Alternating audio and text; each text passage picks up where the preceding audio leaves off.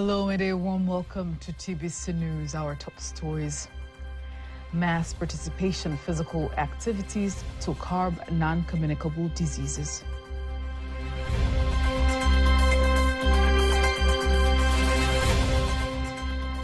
State-of-the-art cancer care center launched.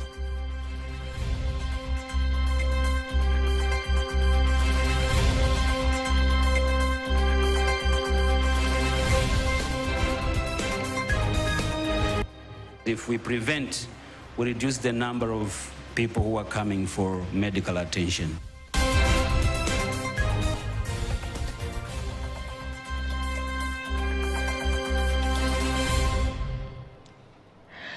Good evening, I am Faida Ngaga. You can also follow us live via our YouTube channel, TBC Online. Also, get all the latest news through our Instagram, Facebook, and X pages at TBC Online.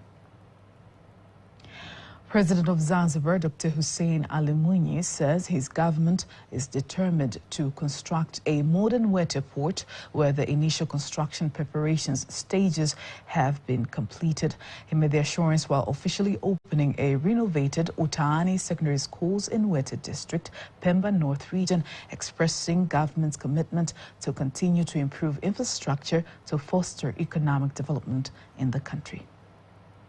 Nataka nichukue fursa hii niseme kwamba serikali itajenga. I want to take this opportunity to say that the government will build a modern port. There will no longer be a reason for our youth to perform poorly. The government is prepared to improve the education sector. We have started with the security of schools, and we will continue to improve the environment so that the students can have good living conditions in order to do well in school. On the other hand, the Minister of Education and Practical Training commends the government's efforts to invest in the ministry, vowing to safeguard measures taken so far to improve the education sector. I just want to promise that we will supervise the construction so that our students can continue to perform well. The team at this Ministry of Education is good, from parents, teachers, and all education officers in the districts and regions.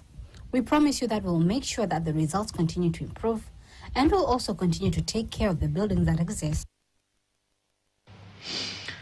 Prime Minister Kassim Majaliwa has directed all regional commissioners in the country to identify areas that will be used for mass participation in physical exercise, such as jogging, every Saturday. He has given the directive in Parliament in Dodoma today while answering a question from the Member of Parliament, Kunti Majala, who wanted to know what strategy the government has in place to ensure that all regions fulfill President Samir's directive to organize regular public participation in physical exercises or sports to curb non-communicable diseases. Tumeona ni muhimu tuanze na. Since the city of Dar es Salaam has a lot of exercising groups, it is important to avoid accidents between the sportsmen and women and the vehicles. We have seen the need for more people to exercise for at least 3 hours on Saturdays. I call on the heads of other regions to start exercise in their areas. This will enable Tanzanians to have good health as well as avoid diseases. He adds that the government will be closing the Tanzanite Bridge for 3 hours every Saturday to allow mass participation in physical exercise. The safety-driven move will eliminate possibility of accidents, as the Dar es Salaam region has many jogging clubs, insisting that only vehicles used for emergency services will be allowed. Bridge, where there will be no interaction with cars. And we shall launch the exercise this coming Saturday. I and the Minister of Health will be there. The only vehicles that will be used are ambulances, firefighters' truck, Tanzania Electric Supply, emergency trucks, and exercise bicycles. On the other hand, the Prime Minister says the government has started the implementation of rainwater harvesting projects during this rain season, including preparation of dams in preserving water so that the implementation of the government's intention to open doors for different opportunities is implemented. including preserving water for livestock development. The Deputy Prime Minister and Minister for Energy, Dr. Doto Biteko, says for decades, cancer has affected the lives of millions of people, emphasizing that the government will continue to collaborate with the private health institutions in improving and strengthening the provision of health services in the country. Biteko made the remarks during the opening ceremony of the state-of-the-art Cancer Care Center at the Aga Khan Hospital in Dar es Salaam. Mariam Mubir has more. It is the opening ceremony of the Cancer Care Institute, attended by esteemed dignitaries, government officials, diplomatic corps, local and international organizations, healthcare providers, partnering institutions and media representatives, with the aim of marking a new era in the battle against cancer in Tanzania, East African region and Sub-Saharan Africa. And here, Dr. Biteko urges prioritizing preventive measures in the fight against cancer. I understand the importance of the curative measures that we are taking, but also let's look at the preventive measures, because if we prevent, we reduce the number of people who are coming for medical attention. And I believe Aga Khan also will extend the expatriate, go around the country. We have some centers. I was told we have only 100 centers in the country. To me, the country is so huge and the number is really small. So we need to increase the number of service provision. The issue of having sufficient cancer specialists, the Minister of Health, Umi Mwalimu, says efforts are undertaken by the government to ensure the country has enough numbers to offer services to Tanzanians and others from neighboring countries. We have received funding in infrastructure, medical equipment. We have also received 10 billion shillings to offer scholarships to the experts in cancer treatment. 4-year public-private initiative funded by French organization AFD, the French ambassador to Tanzania, Nabil Hajwawi, says France is on the forefront to support the right medical services initiatives, while the cancer project manager, Dr. Harrison Chua, says the Cancer Care Institute will enhance cancer awareness. What we believe has to be shared with everyone, not only the rich, not only the people in the north, but also all our African partners that have needs, and we have to meet these needs. It was implemented in 2 target regions, Dar es Salaam and Mwanza, focusing on 1, establishing and upgrading oncology infrastructure, 2, capacity building of healthcare providers, 3, community engagement, and 4, research and partnership. The project also supported 115 Dar and 15 Mwanza public primary health facilities to capacitate them in cervical cancer screening, early breast cancer detection, cancer data registration, palliative care training, and supply of equipment. From Dar es Salaam, this is Mariam Mubiru, TBC News. The Minister of Health, Umi Mwalimu, urges internal medicine physicians to broaden their expertise so as to support the expansion and strengthening of medical diagnosis and treatment of complex illnesses that affect adults and preventive principles to maintain health and wellness of Tanzanians. She made the remarks in Dar es Salaam while opening the general meeting of internal medicine specialists, focusing on improving the quality of healthcare in Tanzania based on opportunities and challenges for physicians. Rehema Sababili has more.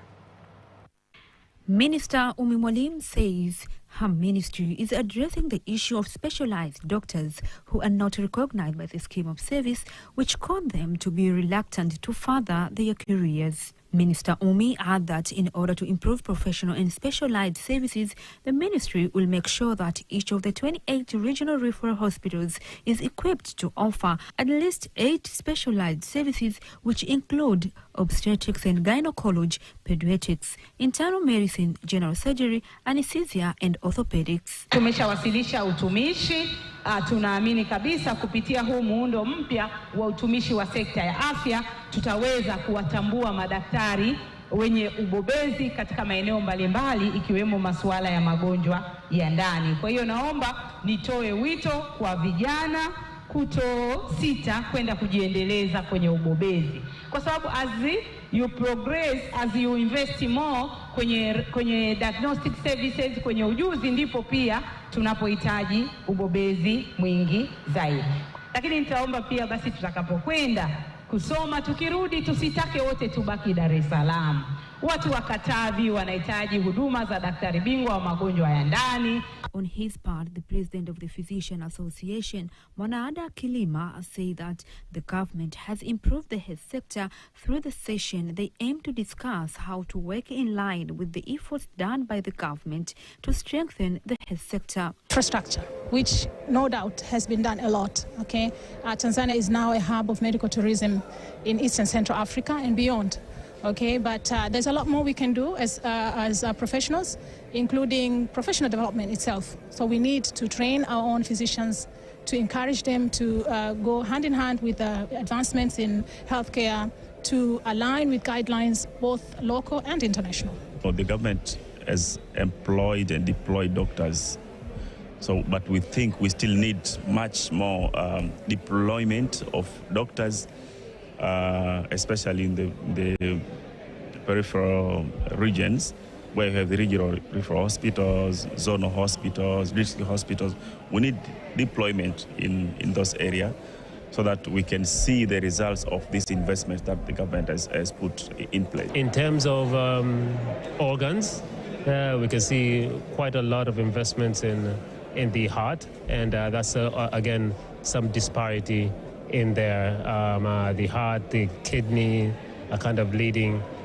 Some other systems are coming along, but we can have other which are completely ignored, maybe because of how the financing system is going on. As example, the joints. When you talk inflammatory disease of the joints, this is something which could have been more investment, and investment needed in joint diseases like rheumatology. There's a lot of immunology involved. We try to bring doctors. For example, some treatments difficult here. They should go to travel different countries, but we try to bring the doctors and equipment here. Our target is this, and cost will be less. Through the Samia Super Specialized Scholarship Program, approximately 10.9 billion shillings have been provided to enable more than 1,000 students to study master's degrees in internal medicine in the fiscal year 2022-2023. Reporting from Dar es Salaam, Rehema Sibabili, TBC News. Minister of Finance Dr. Mwigulu Nchemba says the government closely monitors digital lending trends, and if violation is found, appropriate measures will be taken, including revoking the licenses of the relevant service providers. Here are more details. He made the remarks in the parliament in Dodoma while responding to the question from the Special Seats Member of Parliament, Shirley Raymond, who wanted to know when the telecommunication companies will be forced to educate to the people on digital lending. Dr. Nchemba insists, according to the financial laws administered by the Bank of Tanzania, no telecommunication company has been granted a digital lending license. He asked that the telecommunication companies that provide financial services have been licensed to provide payment system services in accordance with the requirements of the National Payment Systems Act of 2015 and its regulations. Dr. Nchemba insists that all loans are given through banks and small financial service providers, reaching all citizens who are in need. The founder and executive director of Doris Mollel Foundation says the government's introduction of pioneering changes to maternity leave policies for civil servants, specifically targeting mothers of premature infants, will help to reduce premature deaths, especially in Tanzania. Speaking to TBC News, Doris Mollel commends the government for continuing to take significant steps towards strengthening maternal and child health care. Amendment of maternity leave law could be one of the core factors of reducing neonatal death in our country that is highly contributed by prematurity. So favoring more days for the mothers to take care of their very own babies, them being their very first nurse, I think it's the best way to continue embracing her soft and speed journey of reducing neonatal mortality rate in our country. it is the best thing that she could have done. And I think this will put her in a very good ladder at a global space. Remember, Tanzania hadn't rectified maternity leave convention, ILO.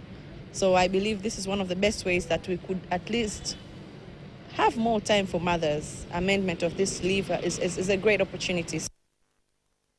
Furthermore, Doris Molil emphasizes the critical role played by schools in preparing the young girls to be part of communities and participate in solving social challenges through the creation of life-changing social projects. Future. If the school has social activities, social programs, they'll be very helpful in inspiring young girls. I'm taking an example. If a school decides to create a social problem, or if girls are challenged to create social problems, or to be a solver of a social problem. It could be a challenge of where should we dispose our pads. Girls should come up with good ideas on how best we can dispose these pads in a better, hygienic, environmental friendly way. Such kind of challenges of social impact-led initiatives in schools could really inspire young girls. Now the news. Tanzania Investment Center, TIC, has signed a memorandum of understanding with the Commission for Mediation and Arbitration, CMA, to solve the challenges faced by domestic and foreign investors. While signing the MOU in the city of Dar es Salaam, the TIC Executive Director, Gilead Terry, says the cooperation aims to promote understanding of the problems of workers' disputes and also enable discussions between investors, representatives of workers, and CMA. Waiting from now on with CMA to make sure that all investors that come through TIC have full information about labor relations. They are aware of their duties, their responsibilities, but as well as the rights of individuals that they will employ. But the second part is to boost dialogue between investors, the TIC, as well as CMA, to make sure that we are able to detect if there are any challenges and diffuse the issues before they escalate into something much more significant. On the other hand, the CMA Director General says that up to February this year, his office has received a total of 509 disputes, stating that most of the disputes are on the dismissal of employees without following the procedures. Day by day. And of course, even the awareness of the investors, the employers and employees, local and international, the awareness is now increasing to the extent that the labor dispute settlement is at least at the position where we can say relief is coming in Tanzania. And of course, general understanding is increasing. What we are determined as of now is to make sure that we go wherever the investors are. We take our services closer to them, even to the areas where we do not have offices. That's why we have come up with the strategy of online case management system where employers and employees will access our services directly. Now let's look on the issue of mental health. Chief Executive Officer of Africa Academy Public Health, AAPH, Dr. Mary Mwanyika, says studies conducted by her institute reveals that depression, anxiety, and substance abuse are common mental health causes among young people in Tanzania. She made the remarks while presenting the research findings done for 1 year to understand the existing mental health issues and drivers among young people in Tanzania. Is a report by Mario Cheto, read to you by Kanki Mwagomode. Following the research findings, Tanzanians have been urged to engage young people in various ways that give them a chance to express their challenges as one way to safeguard their mental health. This is due to the fact that youth aged between 15 to 24 are in greater danger of facing mental health problems. Key areas that we found across the board included that young people are suffering from included depression, anxiety, suicidal attempts or suicidality, as well as substance use. So this second phase is going to be looking at much longer research to follow up the youth that will be involved to understand if they have depression, what really led to their depression. So it will be a much more extensive follow-up, and that will hopefully create or give us much more answers that will help back, as I noted earlier, in terms of the mission of the Africa Academy for Public Health, will help us circle back into looking at the gaps that we've been identified, looking at them deeper and understanding where's the gap in terms of our intervention. What are we missing? What are we doing? Furthermore, Dr. Paul Sarea, who is the Chief Executive Officer of Mirembe Mental Health Hospital, suggests best ways to overcome the problems. For many years, we have been taking care of patients. We have been focusing on patients. If we focus on the mental health interventions at the community level, that means we have to get down the number of patients that we attend in our hospitals. So recently we have shifted our paradigm or our directions of services from the hospital-based to the community-based. Africa Academy Public Health AAPH CEO, Dr. Innocent Joseph, talks about the issue of stigma on mental health. And this is stigma around mental health issues, difficult living conditions which stem from poverty to securing employment among young people, but also presence of chronic illnesses and other conditions such as HIV. Substance use was also among the prominent drivers that were identified in this exercise. AAPH calls for concerted efforts on mental health issues by conducting more research on effects of mental health to young people. Now, before we wind up local news, let's take a look at today's exchange rates according to the Bank of Tanzania, BOT.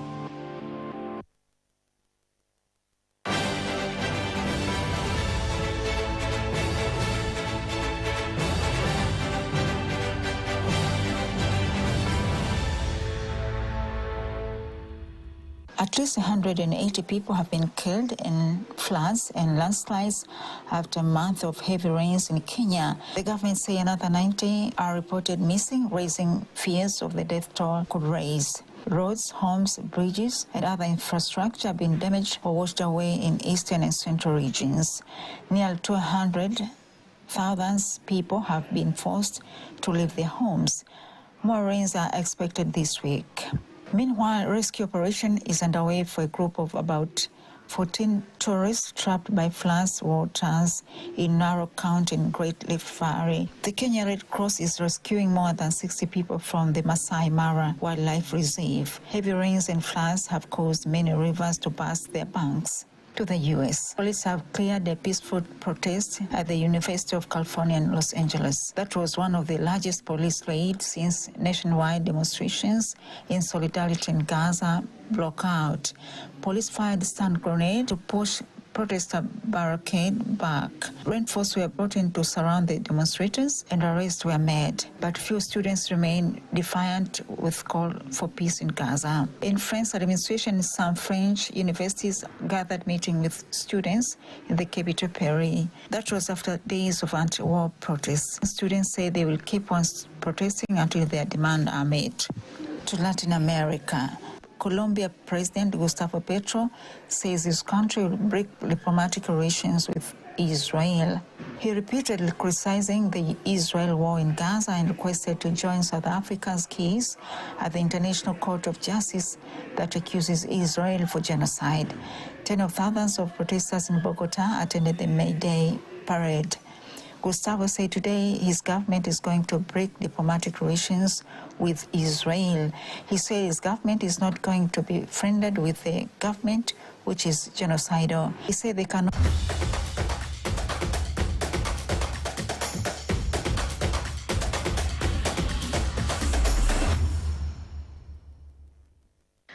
And in sports news, Tanzania Olympic Committee Secretary Philbert Bai urges the government to offer support to 12 Tanzanian athletes preparing for the upcoming Summer Olympic tournament in Paris, France, as they focus to bring medals back home. Speaking to Tbcnews in Dar es Salaam, Bai insists government support will motivate the athletes and boost their performance in their preparation as Tanzania hunts for the Olympics medals since the 1980s.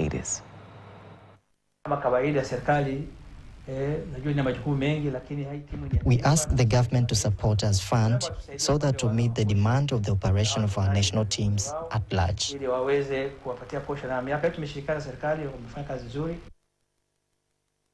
12 Tanzanian athletes have qualified to participate in the upcoming Olympics Games, which will take place from July 26th to August 11th, 2024. And that's it for sports. Now, before we wind up, let's take a look at the weather forecast for the next 24 hours. Hello dear viewers, welcome to the next 24 hours of the forecast from Tanzania Meteorological Authority. My name is Margaret Masawe.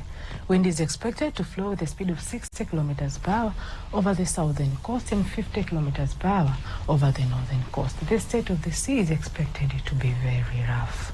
This is the trajectory which shows the presence of the moderate tropical storm called Hidaya, which is now 500 kilometers away from our coast. And the presence of this Hidaya may result into bad weather expectation. Therefore, TMA is issuing a warning of heavy precipitation periods over areas of Lindi and Mtwara. Also, TMA is issuing a warning of strong wind which exceed 40 kilometers per hour over the entire coast and large waves which exceed 2 meters over the entire coast. TMA will still monitor the presence of the Hidaya storm and give appropriate information. Tonight we expect partly cloudy condition and thunderstorms over Lake Victoria and Kigoma. Lindi and Mtwara are expected to feature partly cloudy condition, rain showers over a few areas. The rest parts of the country are expected to be dry. Tomorrow we expect partly cloudy condition and thunder showers over Lake Victoria Basin and the Kigoma region. Northeastern highlands are expected to feature partly cloudy condition, rain showers over a few areas and sunny periods. Dar es Salaam, Pwani are expected to feature the same weather as northeastern highlands. Lindi and Mtwara are expected to feature cloudy condition, thunder showers over some areas and the sun intervals. The rest parts of the country are expected to feature partly cloudy condition and the longer sun periods. Now let us see the next 4 days of the forecast for some regions of the country.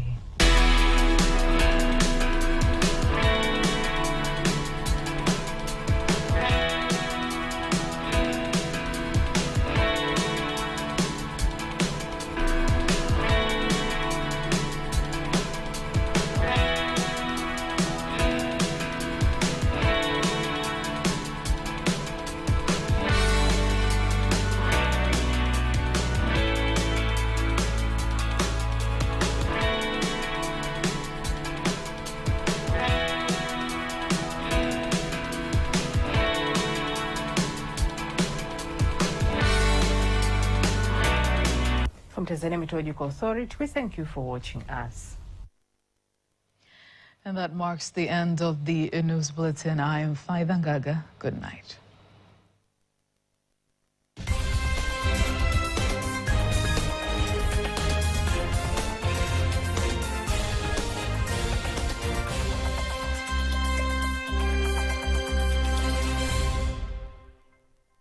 Angalia TBC1, ukweli na uhakika.